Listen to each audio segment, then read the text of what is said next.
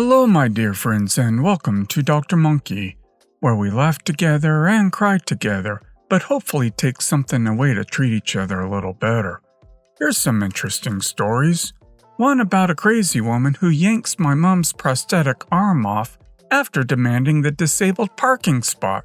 Please subscribe if you haven't, and I hope you'll enjoy it. Story 1. So this story takes place somewhere in the late 90s, early 2000s. Backstory. My mom was in an accident when she was 14 and lost her right arm. She has about a quarter of that arm left. She calls it her stub. And to be honest, the loss hasn't done much to derail her. She drives. She has a joystick-esque thing which sticks out of the wheel, and she turns it like she's steering a ship. She calls it her knob, loudly and in public. She worked for a long time until she started having issues with the arm she does have. And she's generally been the person in the family to host, prepare all events, and do all the labor. Honestly, she's my hero. But you're here for this story, so here it goes. Mom and I went to the supermarket at the busy hours on the weekend because we couldn't make our usual after-school weekday trip when things were less crazy. We go around the whole parking lot twice, as do a row of cars behind us, and we finally managed to nab a disabled spot right by the entrance, because someone was leaving as we approached. Now my mother rarely uses the disabled parking, even though she's permitted, because she always says people who can't walk, etc., need it more. But again, she is permitted, and there weren't any other spaces. After we park and get out, we hear a car honk a few times, followed by a "Excuse me!" as a woman runs up from behind, catching us just before the entrance of the store. This woman literally left her car running in the middle of a busy parking lot, causing a massive pileup. So Karen, that's her name now, catches our attention with her shouting, and when we turn around, we're greeted with her "Can I speak to the manager haircut 90s edition?" and about half of a dozen kids, ranging from goth tween to a toddler in her arms. Karen then goes on to explain how the spot my mom just parked in is for disabled people, in an accusatory tone. My mom was wearing her prosthetic arm underneath her long-sleeved denim coat, overly big, so the fingertips of her prosthetic were barely visible. So it's an honest mistake, even though it was a little odd the way she abandoned her car and ran up to us with her entire litter. Still, my mom smiles and proclaims, "Don't worry, I'm allowed to park there." And we turn back around. That answer wasn't good enough for Karen. Suddenly, Karen and her kids are in front of us, and she's given the toddler to another of her children just so she can fold her arms and pout. "As you see," she gestures toward her kids, "I have a lot going on, and I need that spot more than you do. You only have one child." Now, I must have been 6 or 7, but even I knew the difference between disabled parking and those spaces reserved for parents with small children. I said something along the lines of, "You need a disabled badge to park there.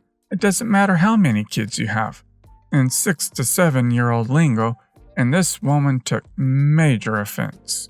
She goes off in a major rant about how being a mother of all of her children was hard, as she was having an awful day, week, month, and how it's not fair that my mom, who looked perfectly fine, had tricked the government into getting a badge that lets her park in a spot that Karen should obviously have instead. As she rambles on about this, she looks around, gathering attention of other shoppers, and is doing that "don't you agree with me" thing that people do to validate themselves, but never gave anyone a chance to respond because she was already on to the next person. My mom grabs my hand and tries to lead me around Karen, ignoring her entirely. But Karen keeps stepping in front of my mom, demanding her spot. She's getting increasingly annoyed, loud. I remember asking my mom several times if I'd done something wrong because my response seemed to have triggered this rant, but she kept reassuring me it was fine and that I should just ignore her, which annoyed Karen even more. This goes on for about 5 minutes. A very long 5 minutes, before my mom finally snaps. "I have one arm!" silencing Karen mid-sentence. I used to wonder why she didn't just tell Karen the specifics earlier, but as I've grown up, I've come to realize that it wasn't anyone else's business, and I can see why my mom wouldn't want to take her jacket off, which is kind of a chore for her, and pop the prosthetic just to prove something. So we begin to walk around Karen again, but barely make it 5 feet before we hear her go, "Bull crap!" What happens next is seared into my brain. Karen storms up to my mother and tries to undress her, the denim jacket, and is just shaking, calling my mother a liar. And my mother goes into full fight-to-the-death mode because physical altercations are obviously more intense, scary for her. She starts scratching, flailing, kicking, and even tries landing a headbutt on Karen. And as she does this, one of Karen's children attempt to jump in and help their mom, which leads to me jumping in to help mine. And suddenly, I'm brawling with her kids. This couldn't have lasted longer than 30 seconds. It was enough time for people to stop and gather, but not enough for anyone to react, put a stop to it. I can't imagine what it must have looked like. 2 women in their 30s fighting as their children do the same by them. But it all came to a stop when, somehow, Karen manages to yank my mom's denim jacket from her, and then pops off her prosthetic with it, crashing to the ground, resulting in a universal gasp that shook the entire parking lot. Okay, exaggeration, but it was definitely a moment. All that's left on my mom's arm at this point is the suction pad and sharp nail hook that slots into the prosthetic. It looks like a blade sticking out of her stub, and without missing a beat, my mom raises it to Karen and in a sarcastic tone goes, "Come on then." I wish I was old enough at the time to realize how hilarious that was. A woman from the crowd that gathered around us stormed into our little fight circle and picked my mom's arm up and handed it to her, before going off on Karen, who looked smaller than 7-year-old me at that point. People start shouting to get security, etc., and Karen rallies her spawn, and they all run for the car. People start shouting to get security, etc., and Karen rallies her spawn, and they all run for the car. I still remember her kids yelling for her not to leave them because only her oldest could keep up with her running away as the rest trailed behind. My mom was visibly shaken by the incident, but wanted to save face for me and the crowd that was suddenly hounding us. She insists she's fine, doesn't want the police, doesn't want the fuss, and we go about our shop. When we got to the checkout about 20 to 30 minutes later, a few of the people that witnessed the whole thing gathered and insisted they pay for my mom's shop, which she reluctantly accepted. Then they helped us take all the shopping out to the car, and when we got home, my mom tells me she doesn't want me getting into any fights ever again. Then she lets me have way too many donuts. P.S. To clarify, my mom absolutely cannot stand having her one arm restrained in any way. Grabbing her wrist, hand, was a huge no-go. It freaks her out, and all logic goes out the window. Please don't think too poorly of her getting quick to anger, violence in this situation, because she honestly is the most level-headed and sweetest person in any circumstance. I hate that woman so much. She is not entitled to see any kind of proof, or even ask for one. If you are certain someone misuses the parking spot, just call the police. There are so many disabled people who do not look like one. They shouldn't have to fight for that spot over and over again. Story 2. This happened about a year ago when I was 14 over winter break when I was on vacation in Japan. Hence, this will all be roughly translated from Japanese. I was at the park sitting by myself on a bench drinking hot chocolate and listening to music when this guy tapped me on the shoulder. For the sake of anonymity, we'll call him Ethan. Ethan, hi. I was in the zone for listening to music, so it took me about 10 seconds to register there was a human behind me. Me. Hello? Ethan. Sorry if this comes off as creepy, but there's an ice skating around here and I don't really want to go along. Would you mind going with me? I can pay for you. I looked at this kid for a second before agreeing. He was cute, so I was surprised he didn't have anyone else to go with him. Me. Sure, but do you mind if I ask my dad first? Ethan. Sure, no problem. So I called my dad and he just asked me a few questions about the area, which I relayed on to him. Then back to my dad a couple times. After my dad agreed, we started walking and talking, though it was only like a 2-minute walk. We arrived, paid for the ice skate rentals, and started skating, when suddenly I hear the voice of what seems to be a nice lady. E.M. Ethan, sweetie, you forgot your gloves. She started running over to give them to him, so I decided to do a lap and let them talk for a second when I hear Ethan yell to me, Ethan, Mitsuki, come meet my mom. Me, sure. I skated over, and as I did, I noticed he was whispering something to her, so then I skated over, and she just kind of looked at me. E.M. Looking at Ethan. Why are you talking to this American girl? I told you, you can only date Asians. We don't need to tarnish the family name. I was surprised for a couple of reasons.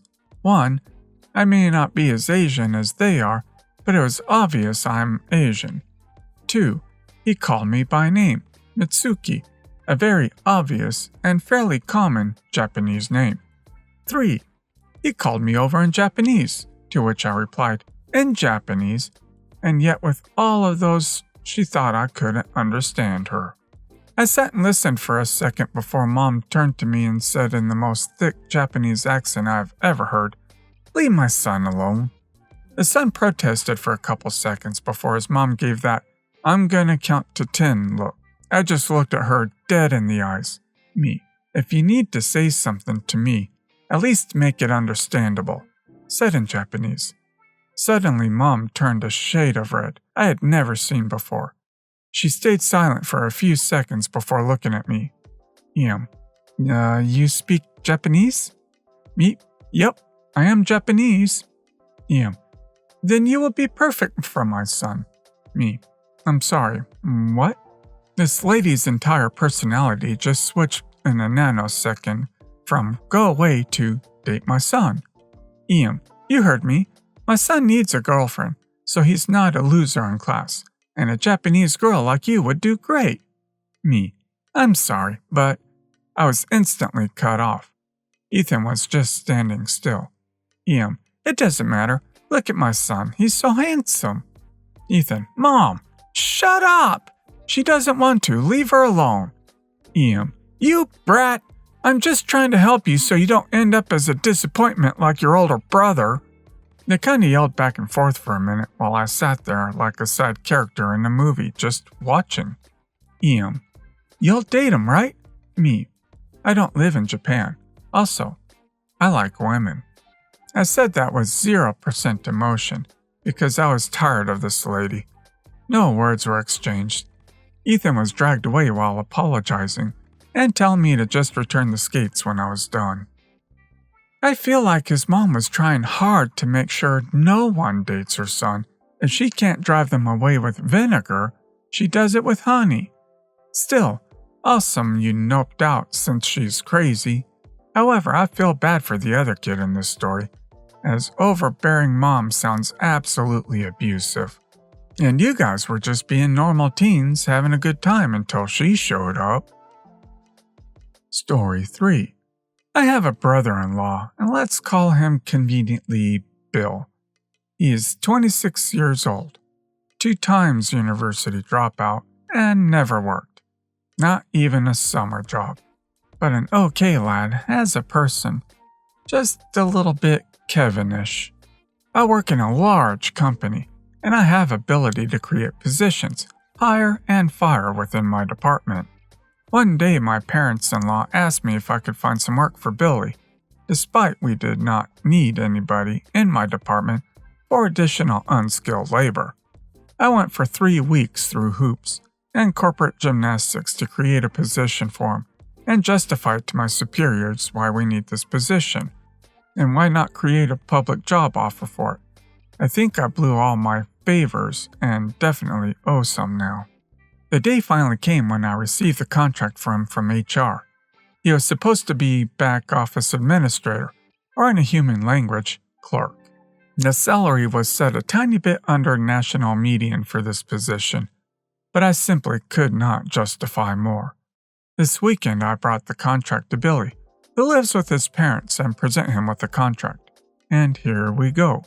For perspective, $1,300 netto here is average living of cost for a single person outside city centers. Me. And here's your salary, the bottom line which shows what will appear on your bank account after tax and social security. Billy. €1,300 is not much, is it? Me. It's an entry position, and your job is really just pulling from honk.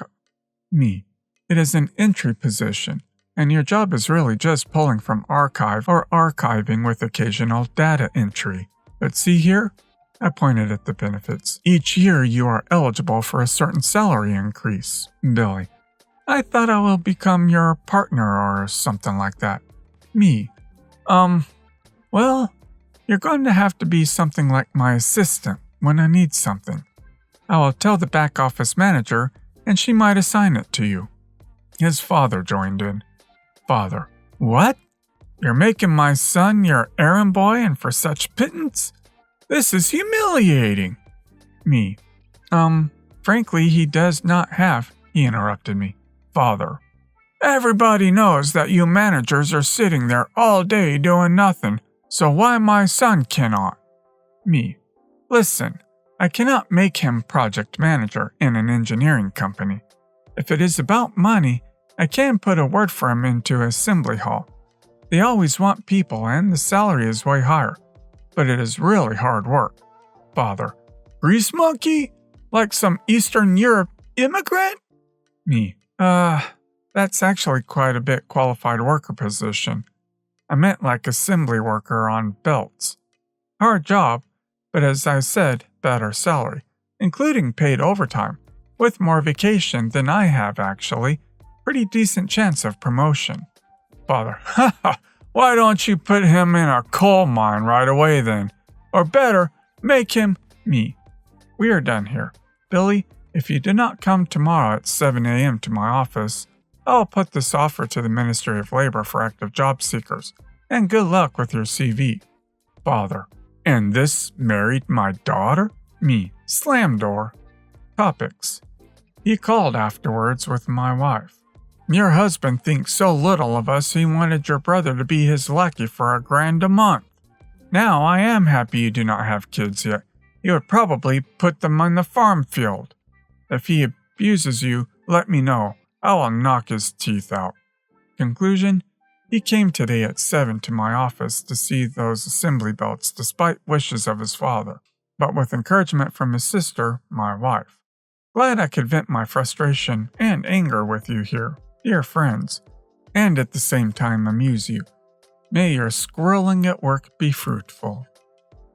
Oh, wow, the thanklessness! And what an insult from your father-in-law, suggesting you do nothing all day.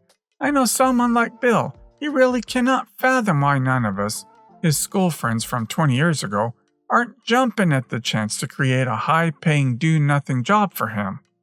Well, guys, that's all for today. If you liked this video, please consider subscribing. And if you missed the last episode on the channel, I'm going to link it right here. The story's about OP's cousin's mother, who is so entitled, she got arrested for what she had done. Check this out if you haven't, and I'll see you next time on Dr. Monkey.